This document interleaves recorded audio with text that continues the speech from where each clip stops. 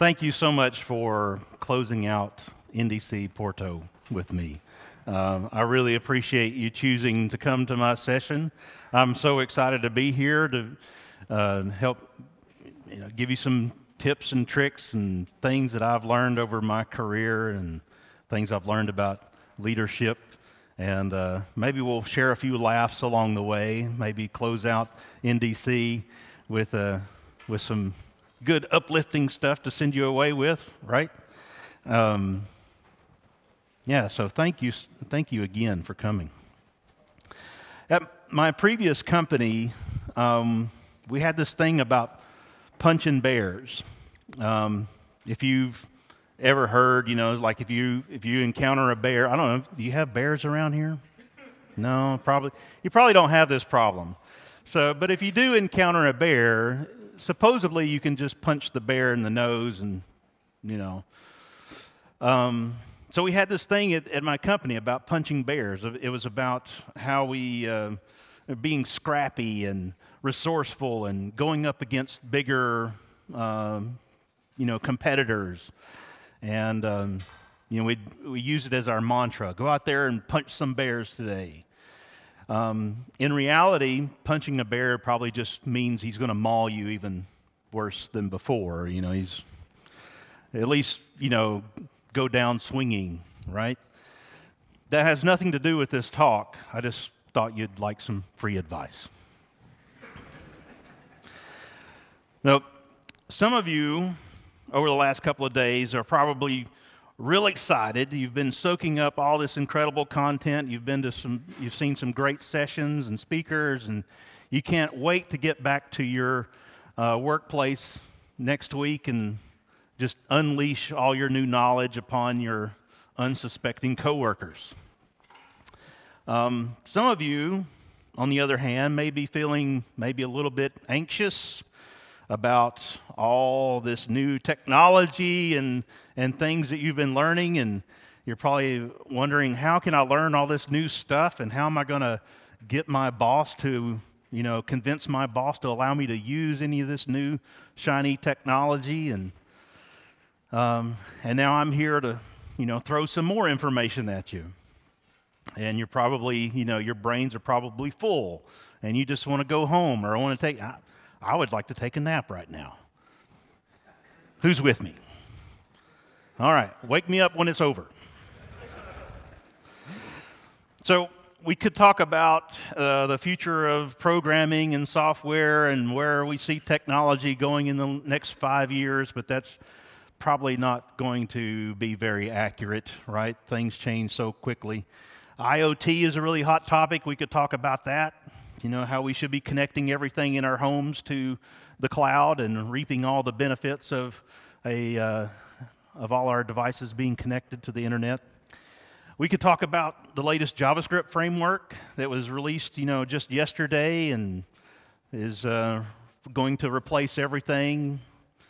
You should just drop whatever you were doing and just embrace the new JavaScript thing. But what if I told you that regardless of the technology that you know, regardless of the amount of experience that you have, regardless of whatever title you may have at your workplace, you have incredible opportunities to impact your coworkers, your community, your families in powerful and meaningful ways. But first, I'm going to tell you a story, maybe a cautionary tale about myself, about my journey in this strange profession of software that we live in technology. When I started my career, I was doing a mix of IT and programming, and I loved solving problems. I loved getting my hands on both the hardware and also coding and creating solutions for people. I couldn't believe that I got paid to do this fun stuff with technology, right? I just absolutely ate it up. But then a funny thing happened. I was promoted to management, and I hated it. All I wanted to do was write code. All I wanted to do was, rack some servers or, change out a hard drive or, run some cabling. I didn't know how to be a manager. I'm an introvert, believe it or not. And for me to go and talk to people and, find out what they're working on and what their status is and how to help them, just wasn't even remotely in my nature. I didn't want to have anything to do with that. And so I resented the role and the responsibilities, and I did the bare minimum to get by. Within 18 months, I quit my job and found a new job where I could just focus on doing programming again. This cycle of promotion to management and despair and leaving and getting a new job, it repeated itself several times early in my career. And my wife would ask, she asked me one time, it's like, what do you have against making more money? Well, it's not what I want to do. My idea of the ideal job is give me the fastest computer, the most powerful hardware, give me a virtually unlimited supply of caffeine, and then stand back while I sling some code. Anybody know what I'm talking about? Right. You know what I mean. Well, it wasn't until a few years later, and maybe a little bit of mentoring and training, and not to mention maybe a little bit of maturity, I began to realize that my attitude towards everything outside of just typing on a keyboard and coding needed an attitude adjustment. So I've had to come to terms with being a leader and what leadership means. And I want to give you some things that I've learned along the way. And you may be thinking what I used to think, and that is leadership is only for management. And for the longest time, I didn't want to have anything to do with being in a management role. But leadership is not just for management. Not to say that there aren't some aspects of leadership skills that are required to be an effective manager. And if you are a manager, then there's lots of things you can learn to be a better manager. But I'm here to tell you that leadership is for all y'all. Now, I'm from the South in the U.S., so let me explain this, redneck English term. There's you, one person. There's y'all, which means, 2, 3, 4, 5 people. And then when you mean everybody, you say all y'all. Hey, that's where I grew up. So there are qualities and skills of being a leader that we all need to learn. Now, although this talk is not about management, my advice to you, if you find yourself in this position, if you are, promoted to a management position, or you have recently been promoted to a management position, or you find yourself in the future, here's my advice to you. Here's my quick tips on this, making this transition. First of all, ask your employers for resources and training. Don't be afraid to ask, to say, okay, you think I'll be a good manager? Then support me in being successful. I didn't get that support in my career. I got promoted to management, and it was kind of like, here you go. Have at it. Well, unless you really care about wanting to be a manager, you need support. You need help. And one of those things you can do is you can find a mentor, someone who has gone this path before you. And if you don't know of anybody who you think would be a good mentor, ask your employer to connect you with one. Maybe this isn't what you wanted, but I encourage you to embrace the opportunity to learn. Determine to make a positive impact on the team or whatever responsibilities that you've been given. Geek out. There are skills and technologies and things around management that you can geek out about management, kind of like you can geek out about software or technology. Set goals and stick it out, and don't worry about your technical chops. It's kind of like learning to ride a bike. You don't really forget it. You might be a little bit rusty when you go back to it, but it comes right back and is easy to do. And last of all, be kind and respectful of people that you work with. This is regardless of being in a management position, but your goal as a manager should be to respect and have the best interest of everyone around you. Okay, enough about that. This is about leadership. And a few years ago, I was working for a company based in Nashville, Tennessee, where all the country music happens, right? Love Nashville. And a group of us from this company was sent to leadership training at the Scarlet Leadership Institute in Nashville, Tennessee. And it was really, really awesome. I recommend that if your company is growing and wants to, create a group of new leaders in their company, to find a program like this. So we called ourselves, or the team was called the Emerging Leaders. But every time I saw emerging leaders, I thought it looked kind of like ERMAHGERD leaders.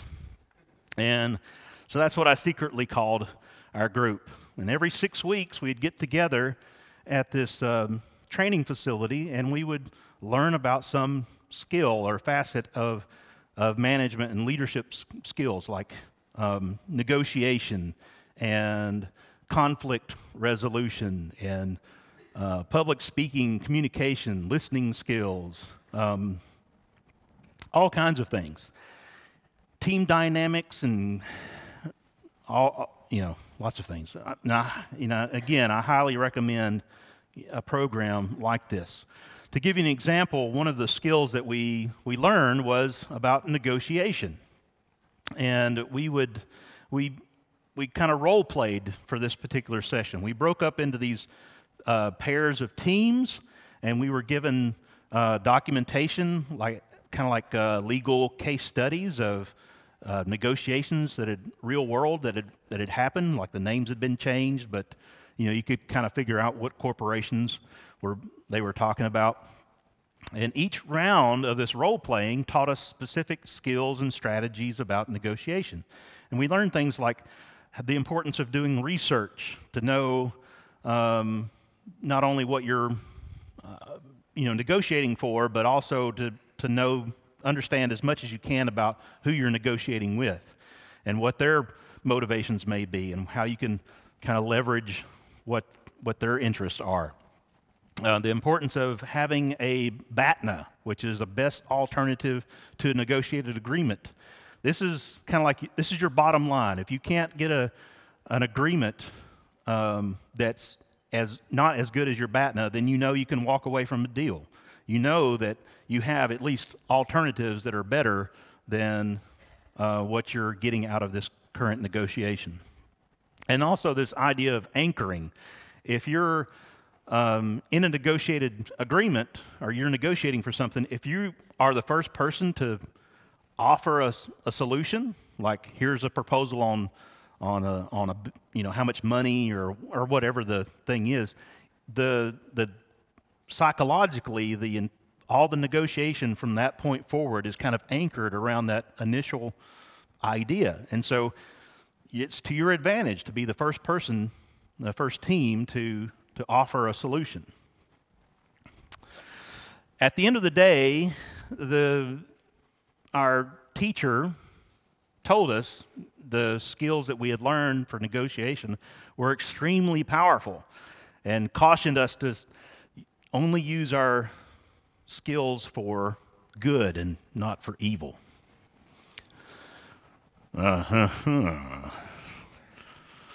Right. So, About a month later, I found myself in the market for a new vehicle. And I did my research. I knew what I wanted. I knew what my options were. I knew what to expect from my adversary. And I knew I could walk away from a deal that wasn't as good as my BATNA, my best alternative to a negotiated agreement. I knew, what to expect, that if I didn't get, this particular model at this particular price, I can just walk away. An opportunity presented itself the day that I went to a dentist. I saw a truck on a car lot that matched what I was looking for, and I thought, well, I'm already out. I'll go to the dentist, and then I'll go check out this truck. And when I pulled into the parking lot, it didn't take long for one of the Sharks salesmen to, I don't even think I'd gotten all the way out of my car before he was on top of me. And he says, "What brings you in today?" Because that's the way we talk. And I said, "Well, I just finished going to a dentist appointment, and there's a truck that you have here that I'm interested in." And he says, "Buddy, research says that the two things that people hate most are going to the dentist and shopping for a car. And you're doing both on the same day. You must be tough." Indeed, I am. And when we got to his office, he made the mistake of allowing me to anchor the deal with a number that I was confident, based on my research, was near, their bottom line. And I had a lot more firepower from my negotiation training at my disposal. And after the dust had settled, I owned the exact truck that I wanted, and I knew I could turn around and get at least $2,000 or 2,000 euros if I were to turn around and sell it.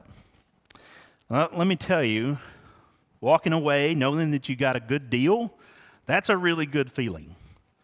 And negotiation is a leadership skill that you can learn, that you can definitely use in your life, not just in the workplace, but for other things.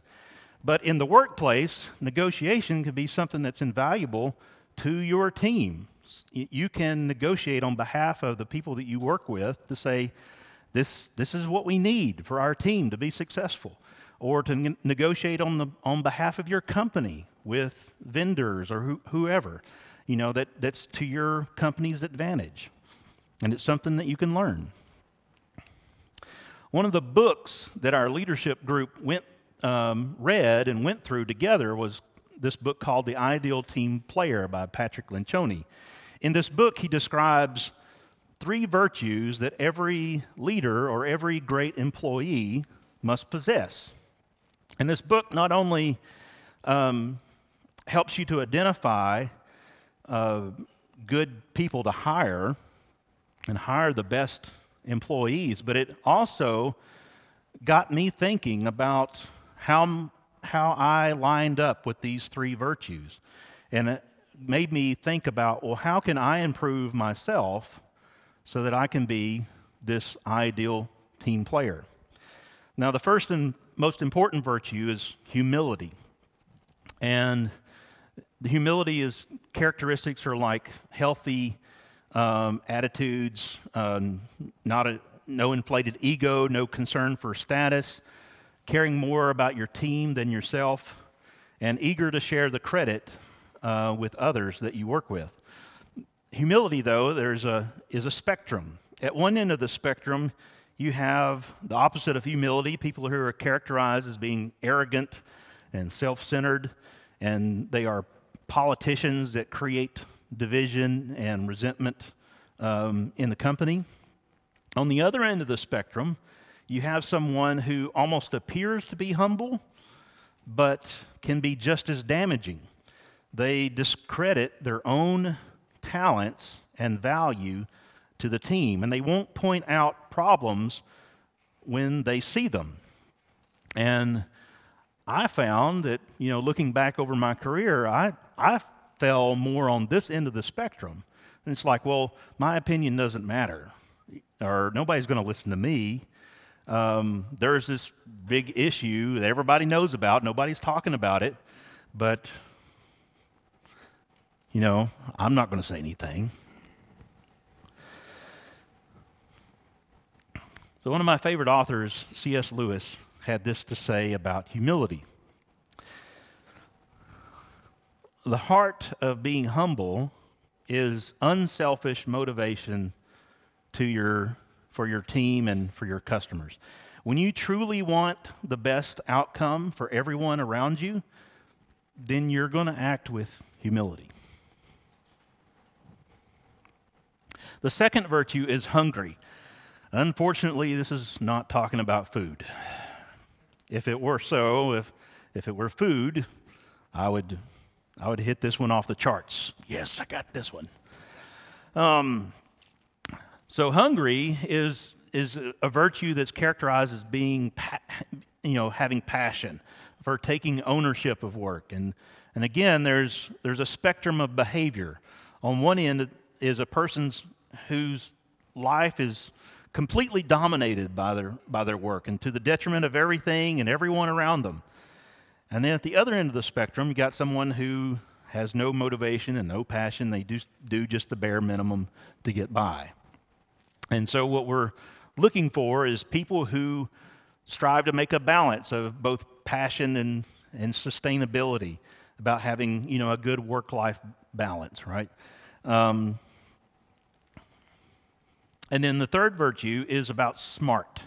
And this is not talking about intelligence, but it's about people skills. It's about having empathy for the people that you work with. It's about having common sense regarding the treatment of people around you.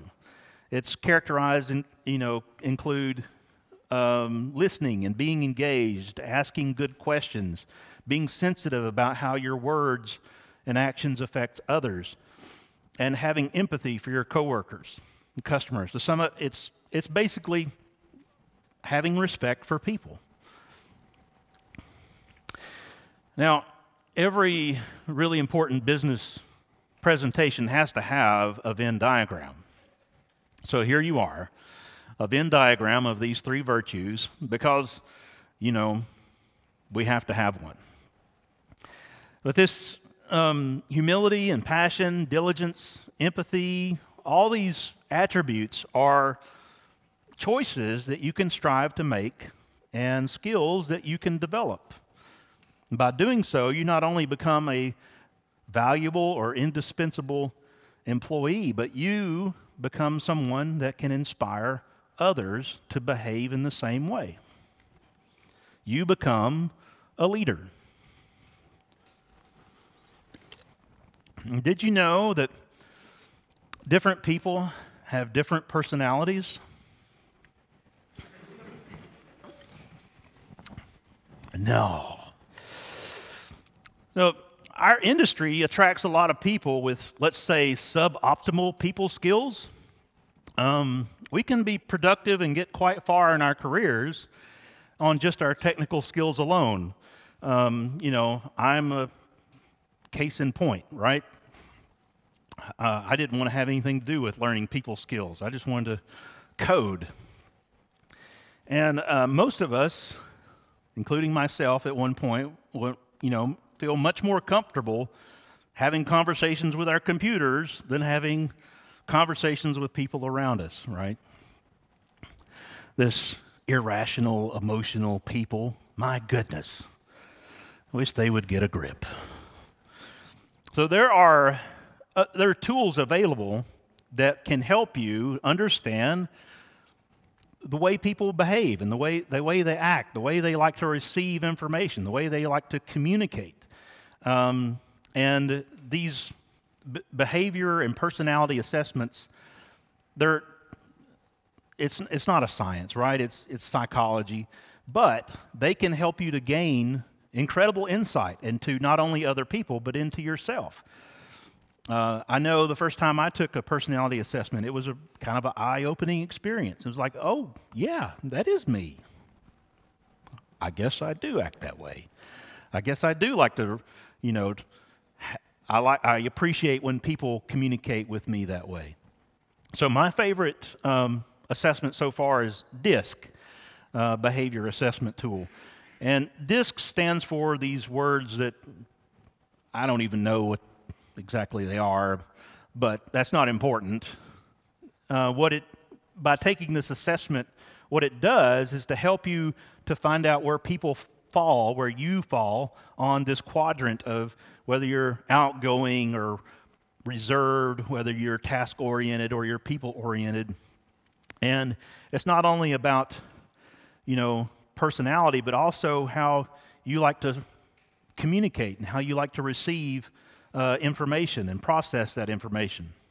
It's a fantastic tool that can help you understand people that you work with. For example, some people are really deep thinkers, and they don't like surprises. Going into a meeting and announcing some really big change to a project or to the company, and then immediately expecting them to give you feedback is not how they want to operate. That's not how it's not how their brains work. They need time to process this new information and before they can formulate a clear opinion and give you good feedback. And often that feedback is really well thought out and extremely valuable. Now, you need people who are active, take charge, gung-ho, but you need people who think deeply about things to kind of balance out those gung-ho folks. So understanding behavior and personalities can go a long way to help you empathize with your coworkers. It also helps you to influence others because you know how to best communicate with their personality. And a better understanding of your own behavior and personality will help you develop your own strategies for your workplace. Just being able to go to your manager and articulate to your manager, look, this is the way I like to receive information. This is the way I like to process that information. That can make a huge difference to how much you enjoy being on that particular team or how well that your team works together. Again, learning all this is a great strategy. It puts you in an amazing position of influence and leadership. What's your greatest weakness? Don't you just love this question? I don't know if it's the culture here or not, but it seems like it's one of those typical questions that gets asked either during an interview or a performance review. You're going along and you know it's coming. It's like what are you might be asked, what's your strength? And he's like, oh no, here comes the big question. What are your weaknesses? And you try to come up with a clever answer. You say, well,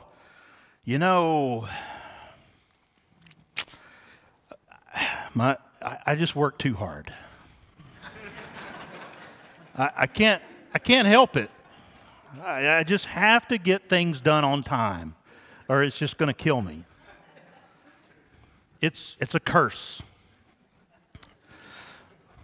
Well, there's another powerful tool called the Strengths Finder, and this book is an assessment and the result of years of study and tens of thousands of surveys performed by Gallup Research. And each one of you have unique talents and skills, knowledge, abilities, and the Strengths Finder is designed to help you to identify your top 5 gifts and help you to maximize those gifts. According to their research, focusing a lot of time and effort on trying to improve your weaknesses is just going to lead to mediocrity at best. It's a waste of time. You're not going to be happy if you're focusing on your weaknesses. When you're not able to use your strengths and your gifts at work, chances are you're going to dread going to work. You're going to have negative interactions with your coworkers. You're going to achieve less, and you're not going to be creative. You're just going to, this is what I got to do. It's not what I really want to do. So discovering and focusing on your top 5 strengths will have a far greater impact. When you're in an environment where you're empowered to use your gifts, you're going to be 100% more engaged. And again, this is an incredible tool that can help you and your team know how to work better together and to see how your strengths can complement each other and find more effective ways of working. Let's talk about multitasking. This is not necessarily a leadership skill, but this is like a life hack that I've learned that has made a huge impact on my career and my workplace, the places that I've worked in recent years. Our culture seems to be fixated on multitasking. We put it in our job descriptions. Must be a good multitasker. We put it on our resumes. I'm the best multitasker that's ever written multitasking code. And the truth is, none of us are as good at multitasking as we think we are, no matter how hard we try to convince ourselves. Now, our industry talks about maximizing utilization. Every employee needs to be 100% utilized. We can't be wasting time. So, but let me ask you, what's a highway or a road at 100% utilization? Yeah, it's a traffic jam. It's a parking lot. Nobody's going anywhere. It's not just my opinion, it's math. It's true for traffic. It's true for fluid dynamics, for electricity, and it's true for people. Do you have a circus? Do you ever have like a traveling circus that comes around and there's animals and acrobats and all that kind of stuff? Kids love going to the circus, and there's usually some fool that gets into a cage with a lion, right? And we're all real impressed that he's not getting mauled to death. And the whip is cool. It turns out the whip does nothing for the lion. The whip is for the audience. The audience is like, ooh, Indiana Jones. This guy's cool. He's got a whip. But he usually has a chair. What's the deal with the chair? So lions have incredible powers of focus. That's what helps them be predators in the wild. And when you put a chair in a lion's face, the lion doesn't know which of those 4 legs of the chair to worry about. And so, in essence, the lion becomes paralyzed with indecision.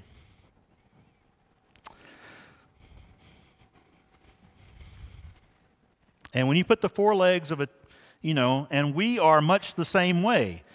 When we have too many tasks on our plate, when we're trying to juggle too much work, too many different things, our brains become overloaded. And we think we can switch from one thing to another, but our brains don't work that way. Our brains never stop subconsciously working on those other problems. They haunt us even in our sleep. Have you ever woke up and said, oh, I know how to fix that problem? Why do you think that? Because our brains don't stop working. And our subconscious doesn't stop thinking about it. And it may sound counterintuitive, but the more you can focus on one thing at a time and finish that thing all the way till it's done, like completely done, you're going to get more work done and you're going to do it faster than if you try to juggle more than one thing, in a given week or a given month or whatever. I guarantee it. It's been proven in studies.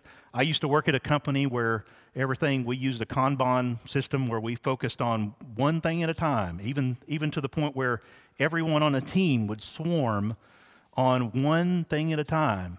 And we proved that we could get more done faster with everyone focusing on one task instead of trying to spread it out across lots of different people.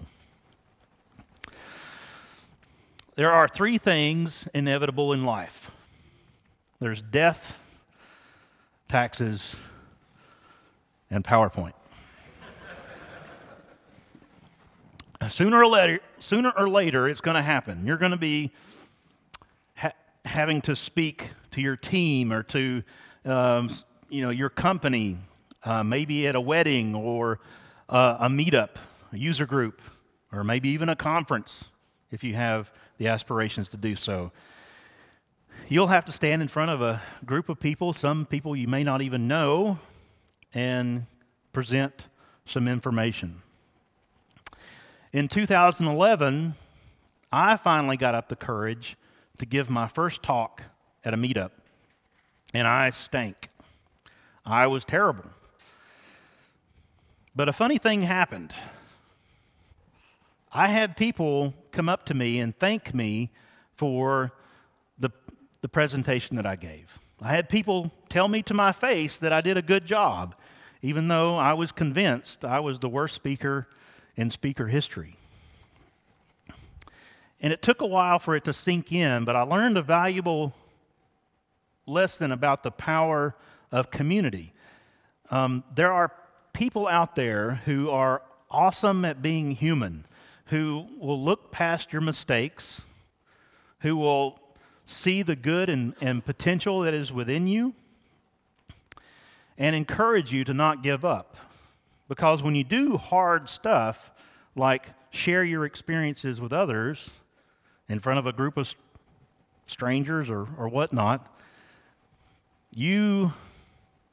everyone benefits. You and everyone in the audience. And I hope every day I'm a little bit more like one of those kinds of people. So I want to encourage you to also consider this skill that you can learn. And here's one of my favorite quotes.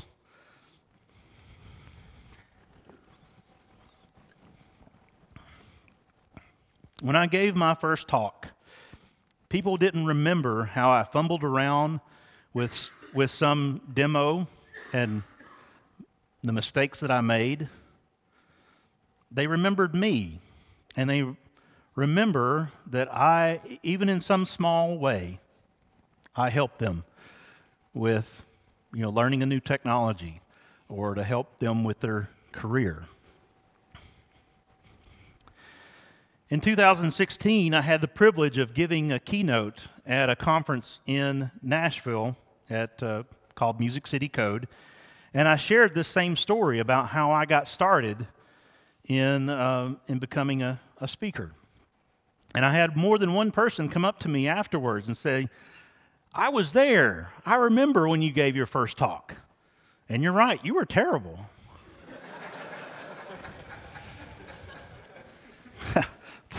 Thanks. And you might be thinking, I can understand being asked or being, basically told to speak. Why would I voluntarily get up in front of a group of people and share something that they don't even, they're not going to care about it. They're not going to hear what I have to say. Well, let me tell you, having someone not only understand your message, but to then be inspired to go and do that thing that you're talking about is one of the most rare and precious rewards I've experienced. Now, there's lots more benefits to being a speaker. And public speaking is an amazing skill that you can learn that will set you apart and open doors and opportunities and launch you ahead as a leader in your community, in your workplace. I mean, people will start to look up to you, whether you deserve it or not. I don't feel like I deserve it many times, but I know that I can have an impact on people, and that people appreciate the work and the effort that I put into sharing my experiences. Have you heard of the Dilbert principle? The Dilbert principle is the most ineffective workers are systematically moved to the place where they can do the least amount of damage. Management. And early in my career, I worked under a manager who exemplified the Dilbert principle. I really didn't like the man, personally or professionally, and his incompetence was legendary. He was notoriously bad. Mistakes were named after him, and yet he still continued to rise in rank and responsibilities. And a lot of the work that I was required to do under his direction was of no value to anyone. For example, I was asked to create a huge binder of documentation for every method and every store procedure in the code that we were writing, and no one was going to read this, ever. Meaningless and pointless work is soul-crushing. And I toughed it out for more than a year, and I've tried to find every way out from under his management, but with no hope of relief in sight, I found another job. And I said to myself, life is too short to work somewhere that stinks. And I started living by this philosophy, and I offered it as advice, naively, to many others. And when I heard them complaining about their jobs, I would say, well, you just need to move on. Find you another job. And in technology, we have this privilege where we're in such high demand that we have the luxury of being able to pick and choose where we work. If we don't like a job, we can go somewhere else. You know, not everyone has that kind of opportunity in their profession. The problem is, this idea began to pollute my perspective. When things started to go sour, I would think, oh, great, here we go again. Time to find a new job. And years later, I was in a similar situation. I was unhappy with my situation, and I had a very attractive job offer from another company. And I was trying to decide if I should accept their offer. And that's when my wife asked me two questions that stopped me in my tracks. Have you done everything that you can do? And if you left now, would you have any regrets?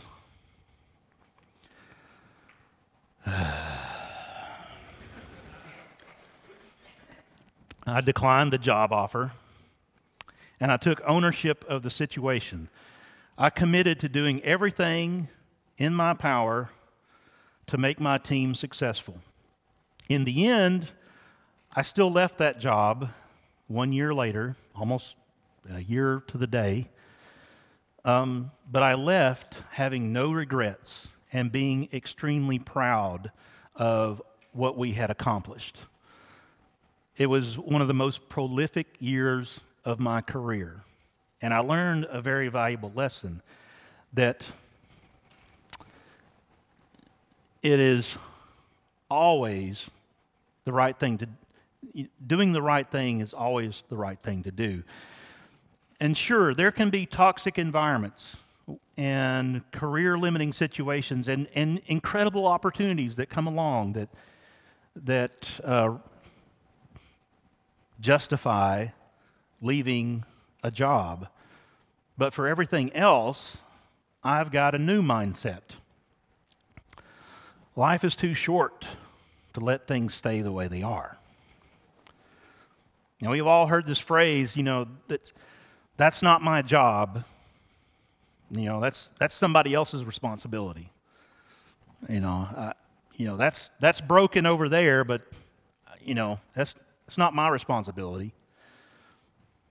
I've learned that taking ownership and responsibility, even for things that aren't your job, is always the right thing to do.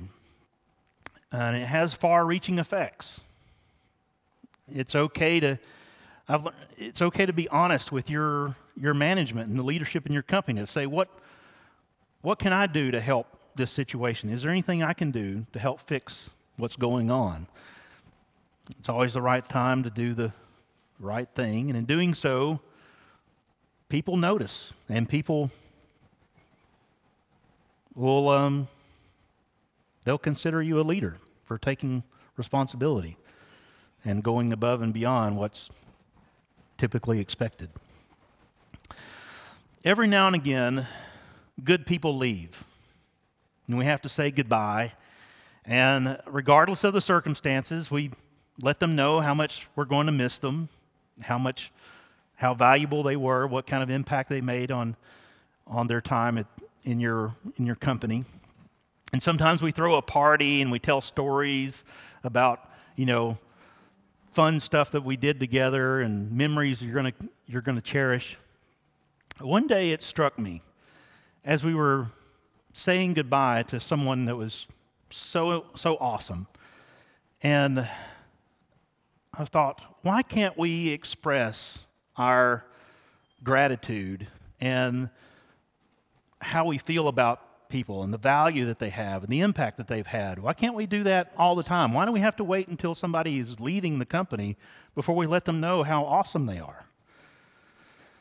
Maybe if we had told them in the first place and had been telling them, then they wouldn't be leaving. Maybe. So I decided to run an experiment. Every Friday for close to a year, I would take someone in the company and I would honor them by, posting a drawing of them on Slack and giving a short story about what kind of impact they had made on me personally, or what impact that I'd observed that they had made on other people or on the team or for the company. In this example, Nakota was our customer support manager, and someone described he does the work of 10,000 men. And Nakota consistently went above and beyond to make our customers happy. He's awesome. Now, the drawing is not important. It's just something fun that I like to do. And usually what I said about that person was not all that great either. It was not something earth-shattering. The real magic was what everyone else said throughout the day. Story after story, high fives. It was beautiful. All I did was start the conversation. As I said, this experiment went on for about a year, and I had so many people come to me and tell me how special that was to be honored in that way with their peers and their coworkers. You see, every one of us wants to know that the things we do matter, that our work has value, that we have value. And encouragement highlights, those awesome things that people do. And so now what does that person want to do? They want to go do more of those awesome things that got them recognized. They want to keep making, having that feeling of making a difference. And if you happen to know me, you know I can't go for very long without talking about bacon. I really like bacon a lot. I digress. Anyway, I submit to you the highest award for excellence. And so when you encourage someone or a team of people, they will continue to improve and create amazing results. And those people will go on to inspire others to be better at what they do and to be more encouraging to the people that are around them. And it's kind of like this vicious cycle, or virtuous cycle. Now, I grew up in a dysfunctional family where there wasn't a whole lot of encouragement being shared. So encouragement, for me, doesn't come natural. It's yet another skill that I've had to learn, and it's something that you can learn too. Here, let me show you. Imagine you have a coworker named Jerry. You can go up to Jerry and say, just out of the blue, at random, Jerry, I want you to know how much I appreciate the database work that you do for our team. Not only that, but you are always smiling and cheerful. You are such an encouragement to me and everyone around you. Thank you for being awesome. Paul, thank you for always being dependable, for always being there when I need someone to talk to. You seem to have, this ability that when I describe problems to you, you just have really good answers and help me to get through to a better solution. You help me whenever I get stuck. Thank you for being awesome. Mark, thank you for always wearing deodorant.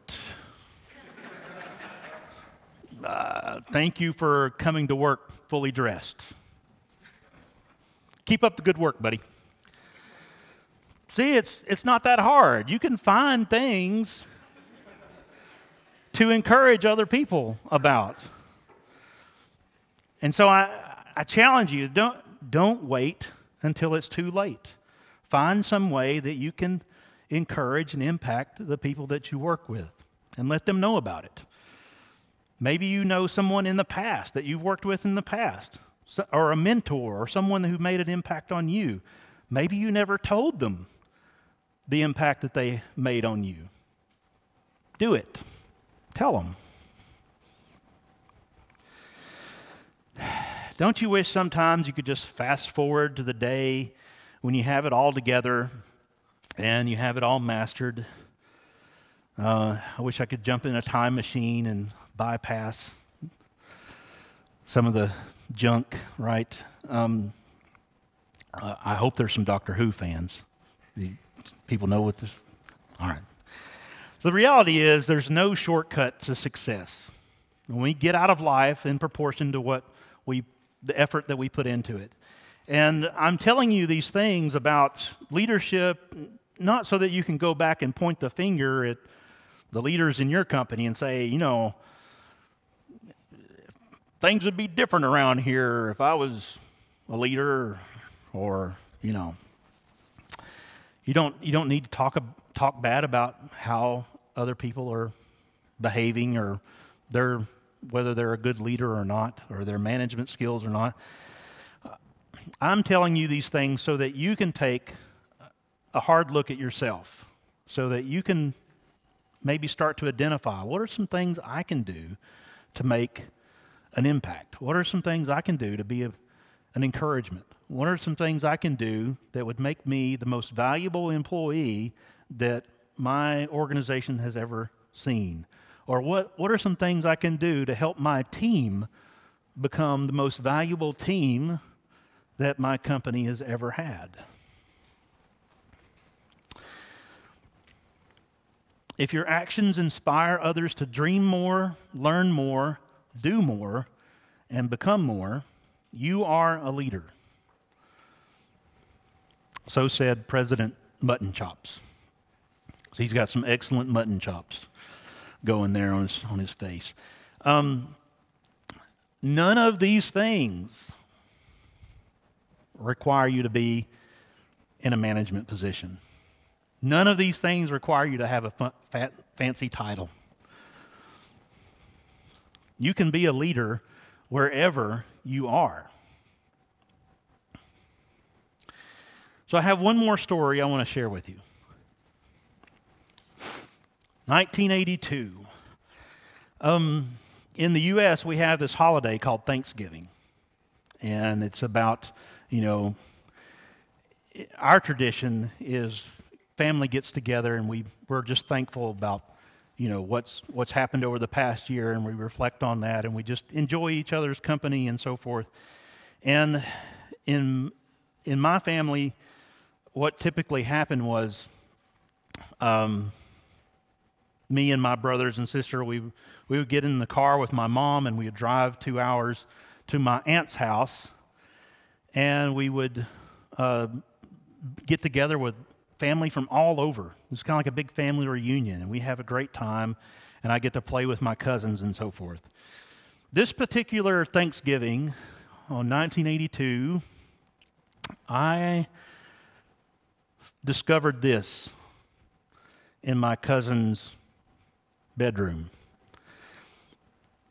And I don't know if I spent the entire day at this keyboard on this TRS-80, or Trash 80 as some people call it.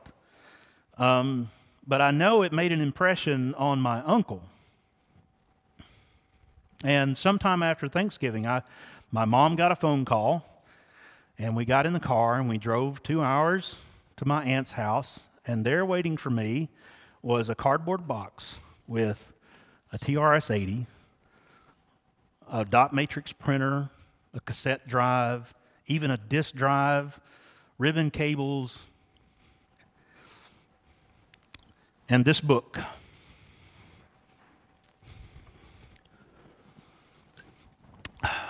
This one very kind and very generous act launched me on a journey of computers and technology, programming, just a love for technology.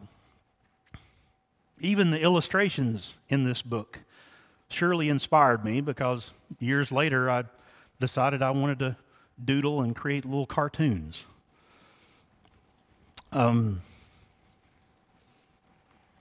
I continue to be inspired by my aunt and uncle, their example of investing not only in their own family, but in countless lives of people that they came in contact with. I can't thank them enough for the impact that they made on me and my life, my career. You have an amazing opportunity to make an impact on your family, your community, your relatives, your workplace.